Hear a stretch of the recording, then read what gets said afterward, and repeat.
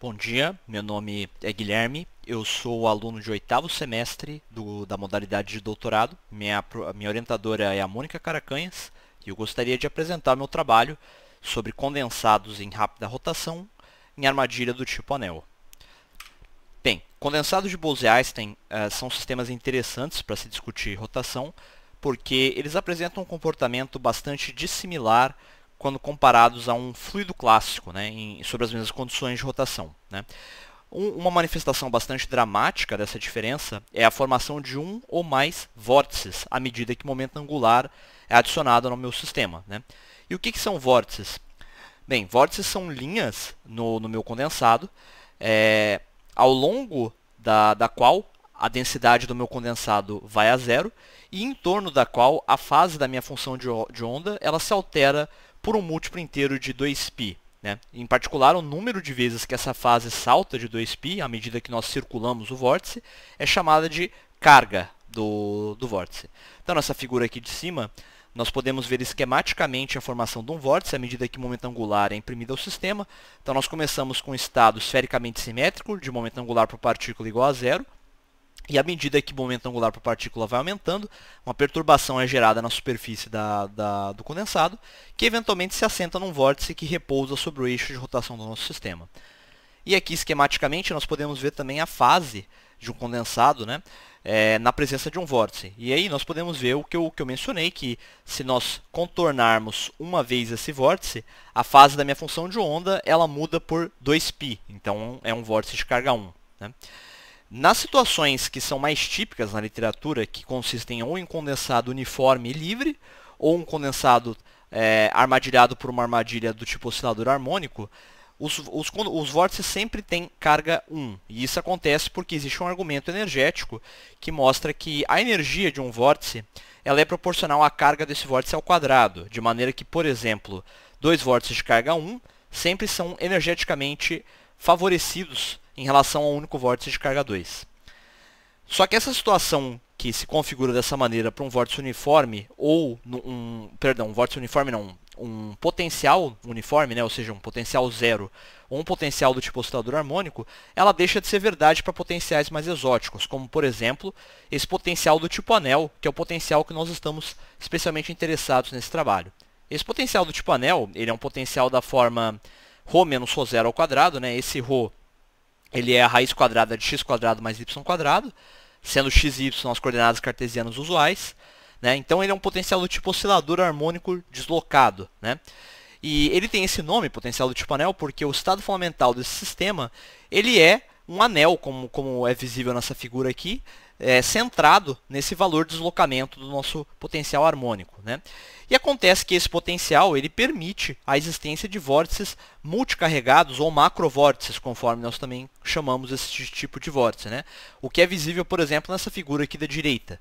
Né? Então aqui nós vemos aqui que se nós circularmos essa região central do condensado, a fase da nossa função de onda ela muda por muito mais vezes do que um múltiplo inteiro de 2π. Né? Ou seja, na verdade, do que apenas uma vez 2π. Então isso significa que nós estamos na presença de um vórtice multicarregado. Né? E uma vez que essa possibilidade existe, uma série de questões pode ser suscitada. Por exemplo, se nós variarmos a interação entre os átomos e a velocidade de rotação do condensado, como isso afeta esses vórtices? Então, será que nós vamos observar sempre um vórtice multicarregado? Será que nós vamos observar uma rede de vórtices? Será que nós vamos observar um cenário híbrido onde coexistem um macrovórtice com vários vórtices de carga 1? E como isso também afeta os modos coletivos do meu sistema. Né? O que são os modos coletivos? São pequenas excitações que eu crio na nuvem. Né? Então eu posso, por exemplo, relaxar brevemente a minha armadilha e retornar a minha armadilha ao seu valor inicial. E isso vai criar uma oscilação radial do meu condensado de expansão e contração. Né? Essa oscilação é chamada de modo de monopolo. Né? E eu posso me perguntar como a frequência desse modo é afetada pela presença desses vórtices. Né? Então é uma questão que permanece em aberto. Em relação à metodologia, nós temos três principais abordagens nesse trabalho. Né? A primeira delas é uma abordagem semi-analítica, que envolve uma descrição da minha função de onda em termos desses φm's aqui. Esses φm's eles são polinômios de grau m, né? Monômios de grau m, mais especificamente em x mais y, ponderados por uma exponencial centrada em xi. Esse Xi, ele é tipicamente um valor muito próximo ao deslocamento do meu potencial, né? Então, aquele parâmetro ρ0 que foi mostrado no slide passado. Mas ele pode ser um pouco maior porque a rotação do meu sistema ela pode expandir ligeiramente esse valor de Xi, né? E esse delta, tipicamente igual a 1, também pode ser ajustado, né, para obter uma melhor concordância entre esse método e os métodos posteriores que nós vamos discutir, né? Então, a graça dessa suposição é que uma vez que eu formo essa combinação linear, eu vou ter um polinômio de grau m e os zeros desse polinômio vão me dar a localização dos vórtices no meu plano, né? E aí, para eu obter o valor exato desses coeficientes aqui, tudo que eu preciso fazer é minimizar essa energia, né, restrita, né, pelo número de partículas e o potencial químico. Então, eu obtenho o valor desses coeficientes que torna variações de E menos o potencial químico vezes o número de partículas estacionária ante as variações de primeira ordem, né? E com isso, então, eu obtenho essa função de onda. Essa função de onda ela é então comparada, por exemplo, com métodos numéricos que nós obtemos por propagação do tempo imaginário, né? Então essa ideia aqui é começar com uma função de onda qualquer, que sempre pode ser imaginada como uma combinação linear dos autoestados do meu sistema, e cada um desses diferentes autoestados ela vai evoluir com uma escala de tempo característica, né? E essa escala de tempo é tanto menor quanto maior é a energia do meu sistema, ou seja, quanto maior foi a energia deles. Então, se eu fizer uma transformação de variáveis aqui, né, eu fizer um tal igual a menos i vezes t, o que acontece é que esses estados excitados eles decaem exponencialmente nessa variável tal, e se eu evoluir o sistema por tempo suficiente, eu ficarei apenas com o estado fundamental do meu sistema, né? E a parte espacial da minha função de onda, né, isso aqui é a dependência no tempo, mas a parte espacial ela obedece uma equação diferencial parcial e ela pode ser obtida com, por exemplo, um esquema de Crank-Nicolson, né, para a solução de equações diferenciais parciais. Então aqui, né, nesse painel de cima, eu mostro os resultados obtidos tanto pelo método variacional à direita aqui, quanto o método numérico à esquerda, né?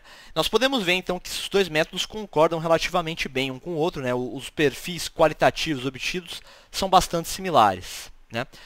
Esses dois métodos eles são usados principalmente para o estudo do nosso diagrama de fases, né, para saber como o nosso sistema se comporta em relação aos vórtices observados, né, e em relação aos modos coletivos nós usamos regra de soma, né. As regras de soma, então, consistem no seguinte: nós supomos que um certo operador de perturbação ele é usado para excitar módulos do meu sistema, e com esse operador de perturbação eu defino esses momentos, né, que envolvem o quanto esse operador de perturbação acopla os estados excitados do meu sistema ponderado pela energia desses estados excitados, né? Então existe um modo de energia positiva, um momento de energia existe um momento positivo e um momento negativo correspondente a momentos angulares positivos e negativos, né? E com esses momentos eu consigo definir as frequências dos meus modos de excitação, né? Então, por exemplo, essa razão entre o 3 momento e 1 momento, ela me dá o modo de monopolo, e essa expressão algébrica mais complexa, envolvendo momentos de ordem superior, me dá a frequência de um modo de quadrupolo, né? E a graça é que esses momentos eles podem ser calculados computando valores esperados de comutadores entre a minha Hamiltoniana e meu operador de perturbação. Esses valores esperados são tomados com respeito ao estado fundamental não perturbado do meu sistema, então eu estou lidando apenas com quantidades conhecidas, né? Eu posso facilmente calcular esses momentos aqui. Bem, como resultados, então, nós mostramos aqui o diagrama de fase e a frequência dos modos de monopolo e quadrupolo do nosso sistema, né? Então, aqui nesse diagrama de fase, nós podemos ver como a carga do vórtice varia à medida que nós alteramos o parâmetro de interação aqui nesse eixo vertical e a velocidade de rotação no eixo horizontal. Então, para a esquerda dessa linha azul aqui, nós temos 0 vórtices. Entre a linha azul e a linha vermelha, nós temos 1 vórtice. Entre a linha vermelha e a linha preta, 2. E entre a linha preta e a linha azul claro, 3. Né? Então, essa é a carga total. E tudo que eu observo aqui nesse diagrama são sempre vórtices multicarregados, né? Então, ou seja, ou eu não tenho nenhum vórtice ou eu tenho sempre um vórtice de carga aqui, tá? Esse comportamento ele é bastante conhecido com o que se conhece na literatura para o potencial quártico, né? O comportamento da linha em geral e o espaçamento entre elas vai diminuindo, como se observa também para o caso do potencial quártico. Tá? E nós ainda não fizemos uma análise das transições de segunda ordem, né, que poderiam ser observadas. É um fator que eu vou explicar com mais detalhes um pouco em breve. Tá? Aqui eu tenho também os modos de quadrupolo e monopolo. Né? Aqui eu tenho frequências diferentes, né? Eu tenho dois branches, dois ramos de frequência diferentes, porque existe um modo de quadrupolo que tem momento angular no sentido de rotação do meu sistema e um modo de quadrupolo que tem sentido de rotação contrária. E nós podemos observar que à medida que a frequência de rotação aumenta, a diferença entre esses dois ramos, ela também aumenta. Né? Isso também é uma coisa que está em concordância com os resultados do potencial quártico, também é uma coisa que se observou naquele caso. Né?